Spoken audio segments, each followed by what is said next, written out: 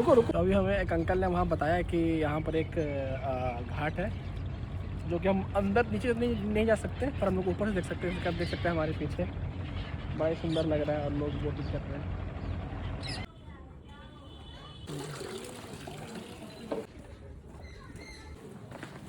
तो हम जा रहे हैं गली गलियों में और देखते हैं हम कहाँ निकलते हैं।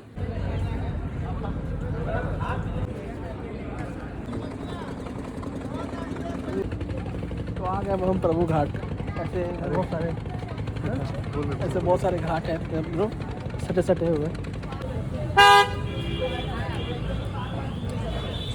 बहुत अच्छा है।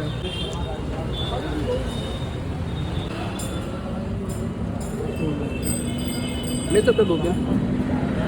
और हम जा रहे हैं, कहाँ जा रहे हैं भैया? अब हम जा रहे हैं श्री जी की मलाई खाने।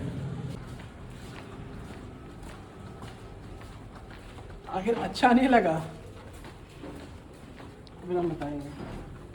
ये जो हाइप कर रखा है वो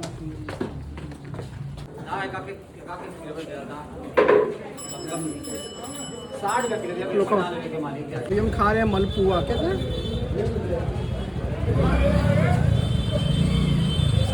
अच्छा है।